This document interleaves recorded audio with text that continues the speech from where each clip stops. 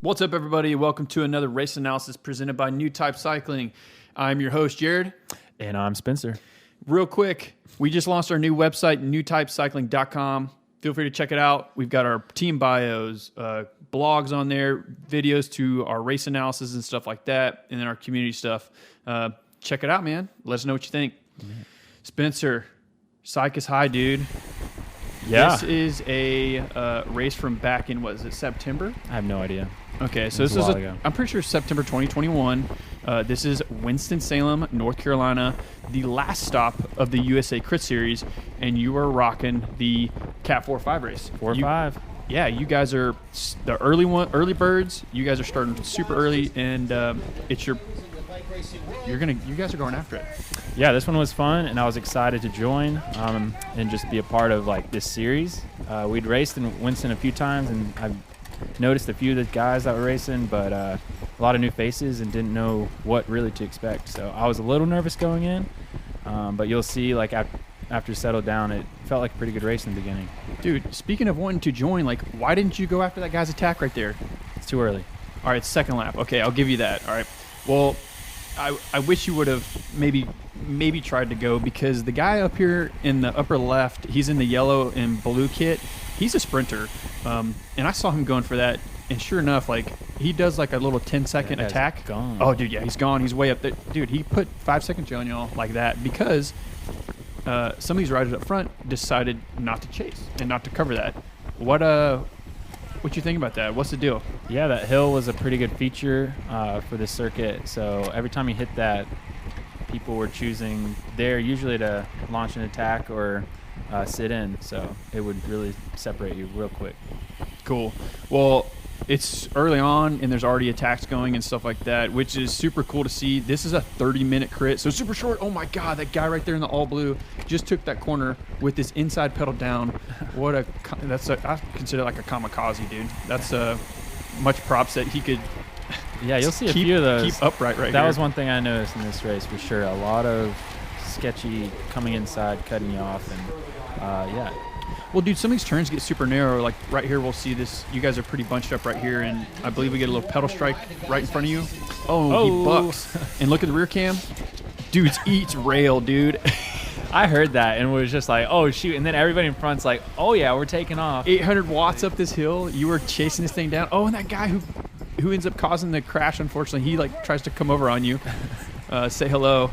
He wanted to cause another little scuffle. But, I honestly don't even know how that happens. You were telling me like something about something. I don't know. So you just slide out like that. When we come around in the next lap, I'll kind of give an example of like where he could have bucked or potentially pedal striked or whatever. But in this moment, when that crash happened, a guy went up to attack or chase the leader. So look up in the very front. You can see him way up there. That's the chaser? That is the second guy on the break right now. And he ends up bridging to that lone runner. So now you have two guys in a breakaway. That'll be about 15 seconds up. So I think at this point, I just knew he had gone off. I didn't even know there was another guy out there. Okay, so it's a little hectic for you. Not sure exactly what's going on. Tensions are a little high, especially early on in this race. I don't remember anybody communicating either, like the situation up the front. Okay, and saying that, no communication in this race, I don't see too many people wearing the same kits, so there's not much teamwork, if any, going on. So, but one thing I noticed was really funny is right here to the right, you'll start seeing riders coming in from the pit who were involved in the crash. But I noticed the lap before you guys even crashed, the pit wasn't even ready for you guys, and you guys decided to crash. Yeah, we're going after it. Yo, y'all got to simmer down, okay? All right, so right here you saw that orange in the crosswalks. That is like painted from the city workers, the road workers, and that can sometimes be like a little bit slick or a different texture than the asphalt, and that could potentially what caused that guy to buck or slide out or something like that, taking the corner a little too hot or something. That is, it's probably his tire pressure. Dude, yo, he's running 200 PSI, son. Well, in the midst of all this, you guys start getting a little organized, and lo and behold, guys get up on the front and pick up the pace and get a little more controlled and smoother pulls out of this to try and bring down the two guys that are off.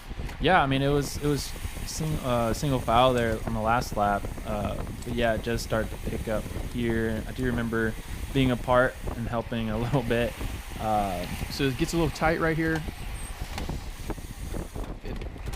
And the guy in the rear cam is he's saying watch your line. I heard that a lot from people, but I don't think it was on me. No, I mean, well, it's racing. Name of the game, you got your bars in front of them. You kind of control the line. You obviously don't want to come over into anybody or anything like that, but 9 times out of 10, people have said this on other race announce videos, is anytime somebody says like watch your line or hold your line, they're normally just scared. Yeah, and when a lot of people are doing it, it's usually everybody doing it, not one person that you need to call out. Yeah. So you're up closer to the front. You do a great job right here. Kind of, they slow up in that corner, and you do a good job of coming on the outside, clearing your line, so you don't have to smash like 800 watts up this hill. Yeah, and this is when obviously it slowed down a lot, and I was like, okay, can't let these guys go too far, and that's what he was thinking. Perfect time for an attack. Counterattack, and he's going to go chase down those two guys that are up off the front, and I'm pretty sure they're still like 15 seconds ahead. This sends fire alarms start going off in everyone's head, and you guys don't let this dude get away, which I thought was a great tactic, because 3 musketeers get up there, they can start working together and get away from you guys, especially with how much calamity and confusion is going on back in the main field. Yeah, man, I'm ready to be a part of a break, maybe this next season, but yeah, I still hadn't been in a break yet and stuck one because of my fitness, so I even knew if this was to go into a break, it was going to be hard for me. But yeah, I was going for it, and I knew this gap was not helping, so yeah, I'm trying to help close this down. I was feeling pretty good in this race as well in the beginning, because I definitely thought it was going to be harder from the gun, but it was a little give and take in the beginning. Yeah. So still working on closing this for everybody. Yeah, and you do a good job right here, putting a little work in, doing your pole. Unfortunately, no one's really organized behind you to really bring the whole field and momentum. But look, that guy who went on the flyer, he's right here on the left side. We have a lap rider on the right. You help bring him back, and you catch him and absorb him. Jumping ahead, 12 minutes, guys. There's still 2 riders up off the front. They're a little closer now, roughly 10 seconds ahead, so a lot more manageable gap. Yeah, so, we're getting closer to this halfway point of this race. Do you remember kind of what you were feeling, what your strategy was for this race? I definitely remember beginning there being a lot more action, obviously the wreck and then chasing. Then the second half, I remember sitting in a lot more, as you will see soon. But I think that's a result of just like losing confidence from, I don't think necessarily the crash, but like when this next turn, not this one, but the one at the bottom of the hill, just a bunch of sketchy wheels going wide, and I was stuck in the middle and just never felt confident. So I ended up sitting in the back once we caught the people off the brake, and it was working just to sit in. And then I think my goal was to do an attack, or at least get up into the front towards the end. Yeah, and right now you're probably P10, P12, and guys start opening up, and it's just kind of like when you did your pull a second ago, is the people behind you, or technically now in front of you, are just not managing wheels appropriately. Yeah. You do a good job kind of surfing around people. That guy in the rear cam in the red, he definitely is hurting. I don't know if he was maybe did a pull or something, but he's looking back like, yo, suck me away. I don't need to be on the front anymore. But look, they're already entering the corner and exiting the corner, and that's a pretty big gap in. Yeah. I was really worried for you right here, rewatching this footage. I thought your race was over. Well, same. I was just thinking, when I see that while I'm racing, I'm kind of freaking out about it, because it's like it could really, blow apart real quick, not knowing it's going to come back. And so maybe that's affecting how I'm pacing myself. I don't know. Yeah. But luckily, they let up right here, and you guys literally scooping back up on that, that false flat going up. You do a good job right here coming out of the corner, again, choosing a better line, a more clean line to not have to punch like 800 watts coming up the hill. Yeah, that guy's a monster to have to do that with, his body weight and stuff. But he raced a pretty good race, that big guy. Yeah. So like there is the chase group or the guys up the front. You guys caught them, even though it was unorganized and a little hectic, and you were a little worried. You guys still caught them and brought them back. I think that's what I knew. So like the fact that that guy was like riding off the front for such long and still got caught.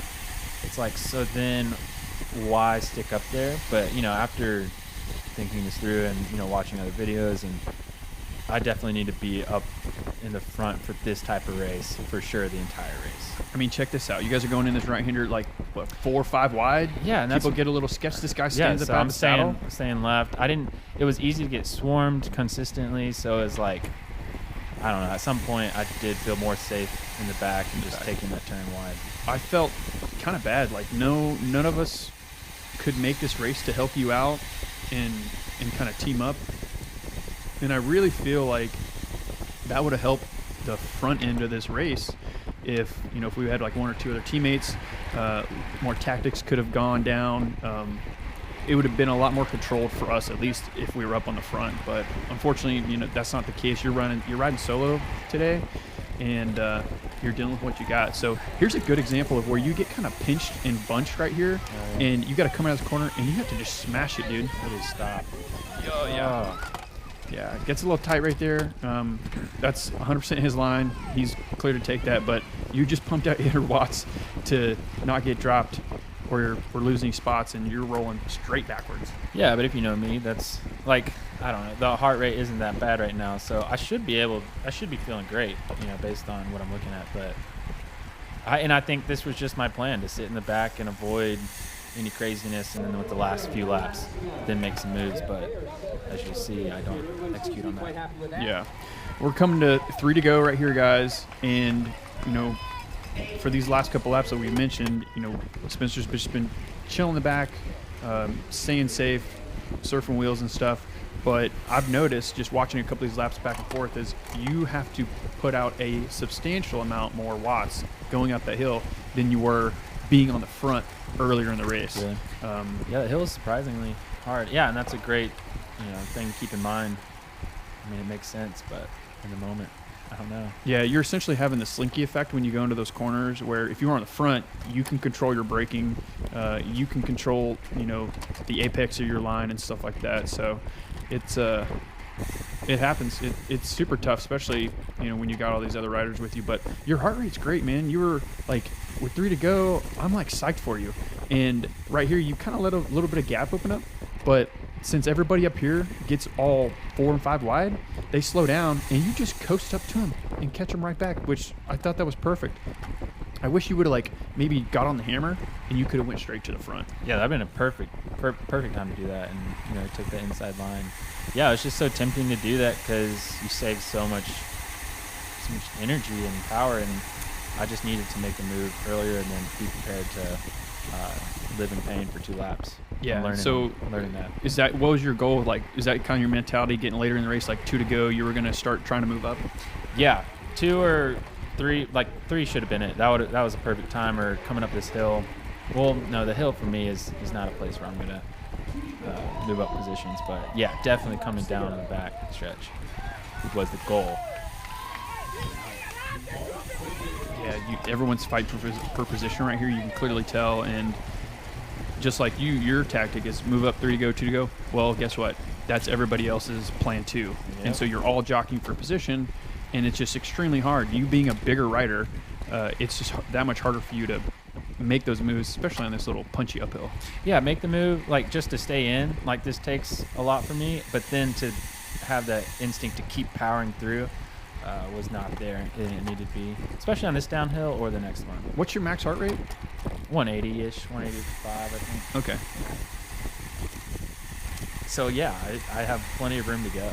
So I don't know what I was doing. Dude, if you're coasting down this left-hand line by the guy in the yellow jersey, red helmet opens up. If you would have just pedaled a little bit and you could have gone on the left side of him and just taken the wide line, you could have taken a bunch of spots where instead it gets sketchy on the inside right there, where guys are braking, they're standing up out of the saddle, and then you lose 2 spots. Yep. Yeah, I mean, you saw there's people coming in, so maybe that was the plan. I don't know. Yeah. But still, like, I should be trying here. I should be doing stuff. I'm not pedaling. Doing stuff. 100%. And then this is when everybody's like, all right, I'm going to start doing stuff. And it gets a little crazy. Yeah, alarms start going off for everybody. 1 to go. This is the lap that pays the money. It's been a sketchy race. It's been a punchy race from time to time.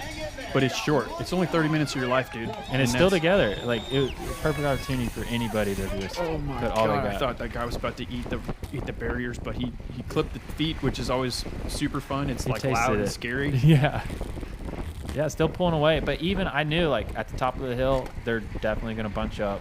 I'm going to catch it, and then I'm going to power down. But I think everybody was doing that. Yeah, I mean, yeah, technically, like, from 3 to go, you've had multiple opportunities to move up. Like, if you would have just kept pedaling right here, kept in like 200 This is hard watts, to watch. This is hard to you watch. could have gone right there to the front, just to the left of this guy, and good to go. Like, you coast.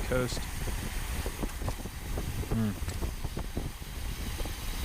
Yeah, and with this second to last turn being so wide, you can just carry so much speed through here, man.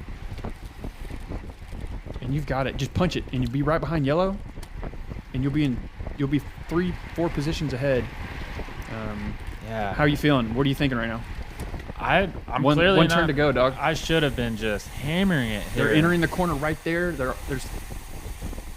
you're probably 12th right now. I think I'd already realized, yeah, it's too hard to get that sprint all the way through. So maybe I was just trying to. This is a great sprint by you. This is a false flat, so it's going slightly uphill. You pass like 1-2 guys, and then that one guy just comes in and just douses you. Thanks. I'll take that. Great sprint in parentheses. I like it right here. You guys slow up, and people don't want to ride the corner out. Please don't do that. Keep dude, riding. people are tired, man. They're cooked. There's one guy up here. He like gets off his bike, and I think he quits that same day. He puts his bike on. Not eBay. doing this hill anymore. Dude, this is a hard hill. I'm psyched for it. What'd you think about a USA Crit event? They're pretty cool. It was awesome. Yeah, the whole day was an awesome experience, and watching everybody else race, and that circuit was really cool. Heck yeah, man. Well, I appreciate you guys. Thanks for hanging out, and catch you on the next one.